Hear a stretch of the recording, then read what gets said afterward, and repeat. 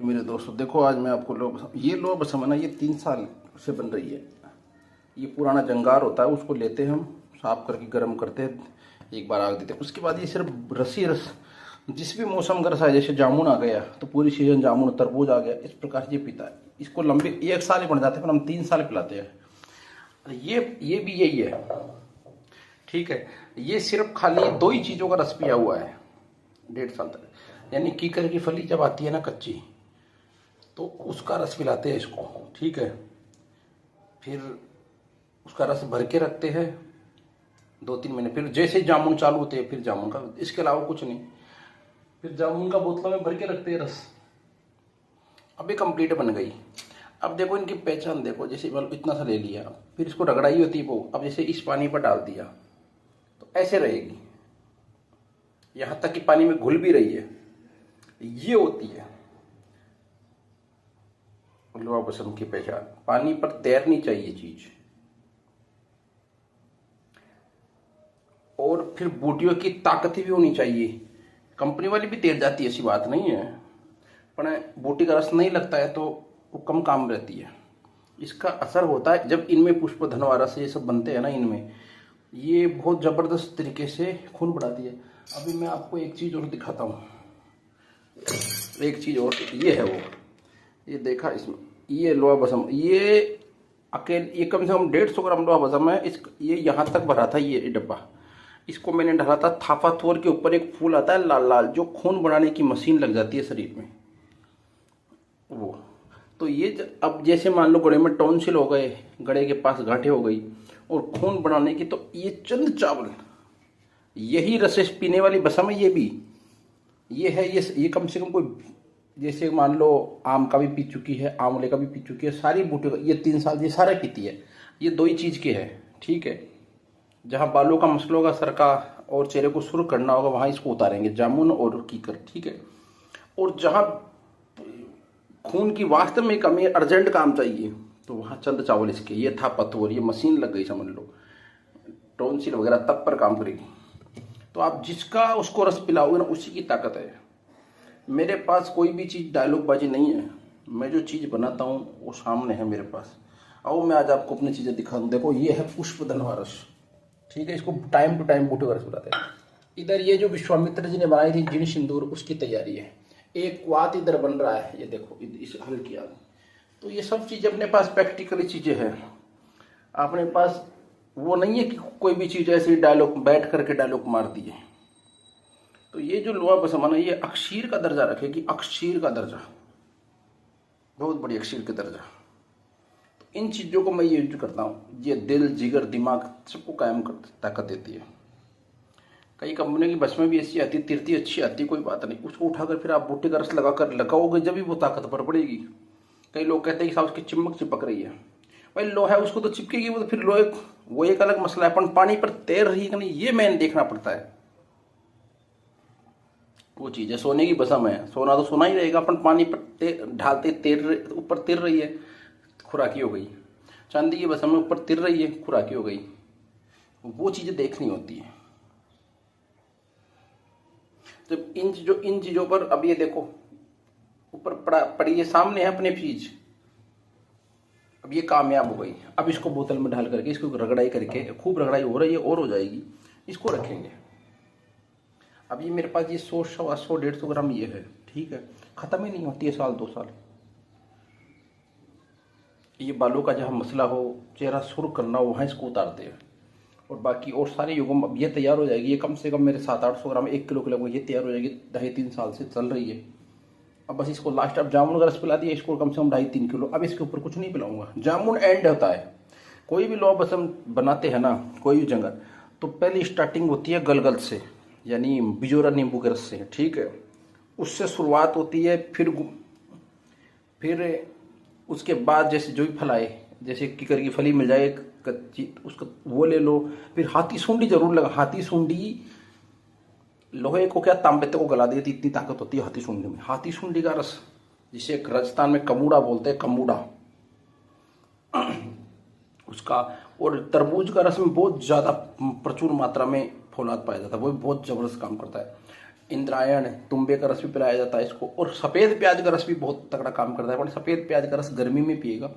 अब सर्दी में तो क्या है कि सूखते नहीं रस, है ना, पर जो 6-12 महीना बनती है ना, उसको तो ढाल कर छोड़ना पड़ता है कपड़ा बांध करके, वो पीते रहते हैं।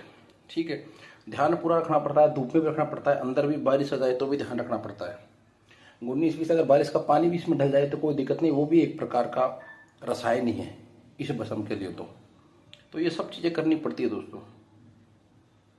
और फिर एंड जब भी लोहा भस्म खत्म करो, जैसे आप आंवला फावड़ा सब पिलाते जाते हो, ऋतु पिला रहे हो, एंड जामुन से होगा। शुरुआत बिजोरा नींबू से होगा और एंड जामुन से होगा, ये ध्यान रखना। अगर एंड जामुन से कर दिया ना तो उसके फायदे बहुत ज़बरदस्त है, उसके फ़ायदे। तो मैं अलग अलग चीज़ें की चीज़ बनाता हूँ। अब इसमें सारे रसों का है, ये खाली कीकर और जामुन, और ये खाली अकेले थापा थुअर। थापा थुअर के ऊपर फूल आता है लाल सुरख, अगर उस फूल को भी खा लेना, फल आता है कहने का मतलब है, हाथ में ऐसे लाल हो जाते, जैसे उस चकुंदर के अंदर लाल निकलता है ना, वो भी कुछ नहीं है उसके सामने। तो वो खून बनाने की मशीन लग जाती है। तो ये इमरजेंसी के अंदर जैसे टॉन्सिल के पेशेंट हो गए, और जैसे बिल्कुल खून की कमी हो गई, तो चंद खुराकों में ये काम कर जाती है। ये बीतेगी नहीं, कम से कम 150-200 ग्राम ये माल बनेगा एक पुलाव। अभी तो रस पड़ा है इसके अंदर, 1 किलो था, लगभग 2-2.5-3 महीने हो गए इसको, अब जो खुशक हो गया। और मैं अगर और फल मिल जाएंगे तो एक बार और डाल देंगे, कोई दिक्कत नहीं, बाकी ये बन चुकी है। तो ऐसे अपने ये फौलादे बनते हैं। और पतरी फौलाद का दूसरा मैटर होता है, उसको भी वो फिर घुलती है। मेरे पुराने वीडियो में देखना, पतरी फौलाद बनाया भी है मैंने। पतरी फौलाद की तो मेरी मार्केटिंग भी होती है ना, हकीम वैद्य लोग लेते हैं, यूनानी वाले लेते हैं, जैसे मैग्नीशियम सल्फेट उनके साथ वो मिला करके वो शरबत वगैरह बनाते हैं, गुलाब के अर्कों का शरबत, ये जो बनाने वाले लेते हैं।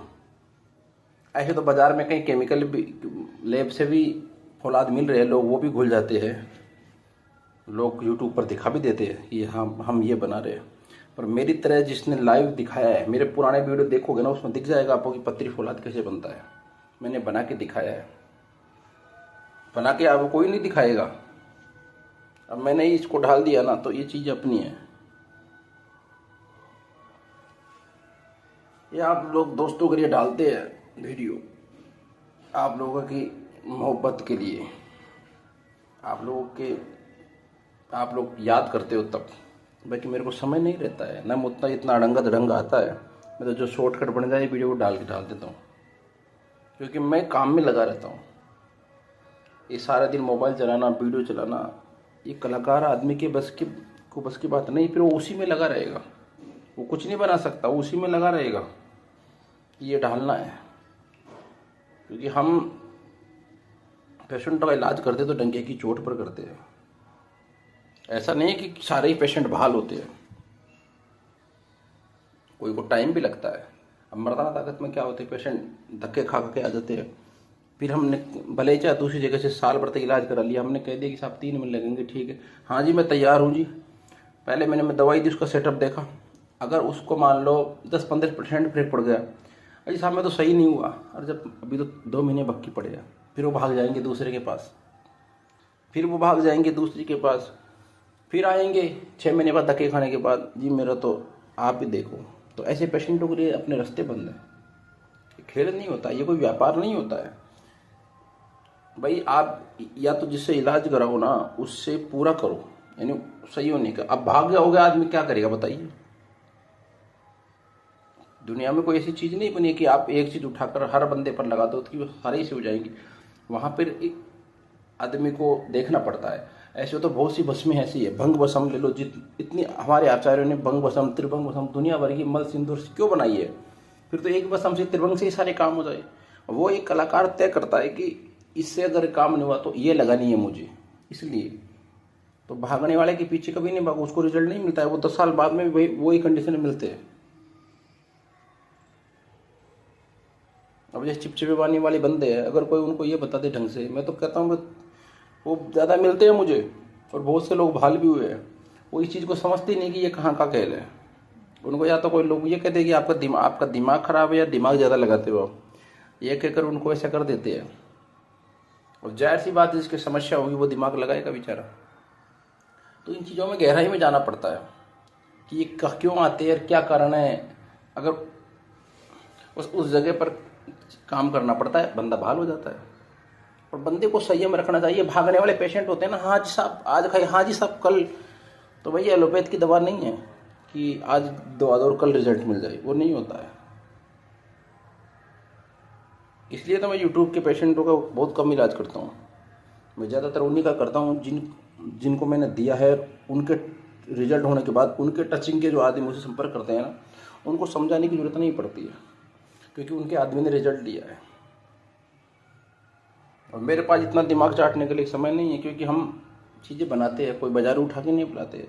हमारे पास कोई कमी नहीं है पेशेंटों की, पर हमारे पास अगर 4 का माल है तो 3 को ही देते हैं।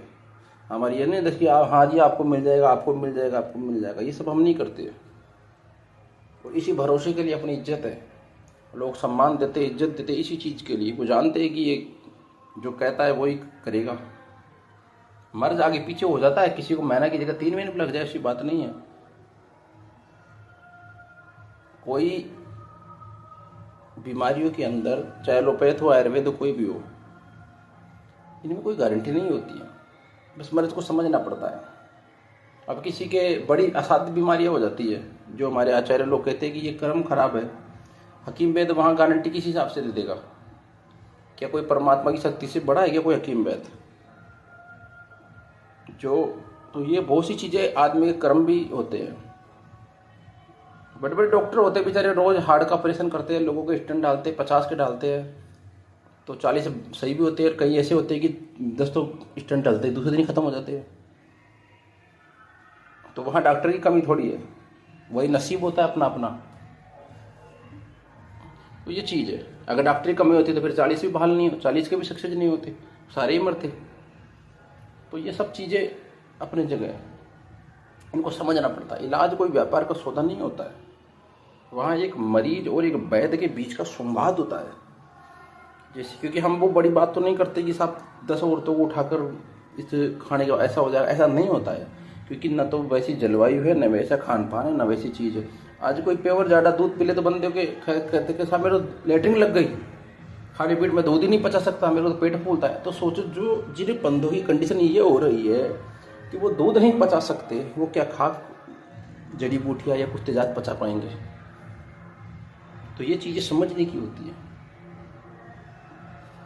इनमें जो इलाज करता है ना, वो अपने हिसाब से उस आदमी को समझ के करता है।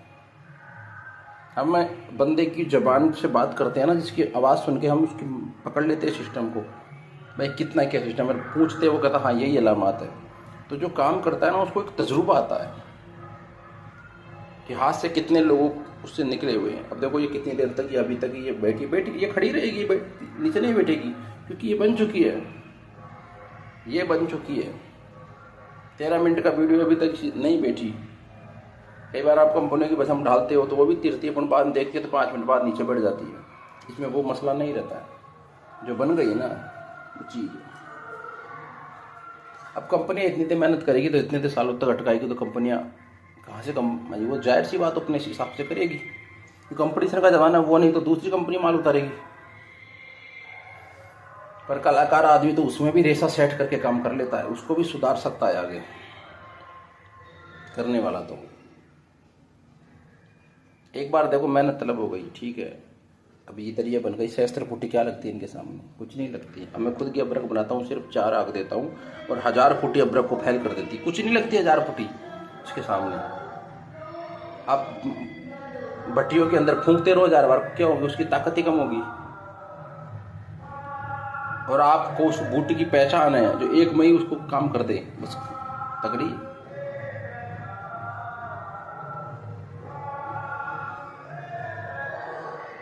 तो वो चीज़ है। अब एक बार मेहनत तलब हो गई, 2, 4, 5 साल, इसको तो 10 साल देखने की जरूरत नहीं है, ख़त्म नहीं होगी। काहे को बाजार से लेंगे हम? ये भी पेशेंट पर डिपेंड, इतने पेशेंट होते भी नहीं हैं, ये भी 3-4 साल कहीं ख़त्म नहीं होगी। ये भी बहुत कम मिलते हैं ऐसे जिनके बिल्कुल खून कमी होती है। तो एक बार हकीम वैद्य कोई भी होता है वो मेहनत कर लेता है ना, तो उसको फिर अटकाव नहीं रहता है, किसी के पराधीन रहता है, अपनी चीज़ें ठोक के चलेगा। अब मेरा ये पुष्प धनुहा रस है, ये स्त्री हो चाहे पुरुष हो, ये डंके की चोट पर फिट कर देता है। अब आपको एक भस्म और दिखाता हूँ, ये देखो, ये भी एक कली की भस्म है, ठीक है, बहुत ज़बरदस्त है। इससे ऊपर मैंने कोई कली की भस्म नहीं देखी। अब ये सूख, एक आग देती है, दूसरी आग सूख रही है।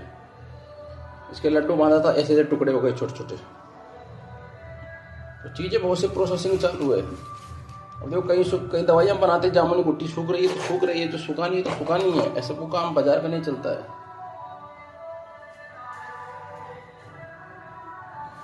तो ये राजस्थान रसायन के सभी दोस्तों को नमस्कार जी। ये आप लोगों के लिए एक छोटा सा वीडियो डाला है, समय का अभाव है, वरना और कई जानकारी आपको देता। फिर क्या लंबा वीडियो हो जाता तो आप लोगों की सुनने में फिर दिक्कत होती है, क्योंकि समय नहीं रहता ना लोगों के पास लंबे चौड़े। फिर तो शॉर्टकट बनाएंगे वीडियो, छोटी बातें बताएंगे ज्ञान की।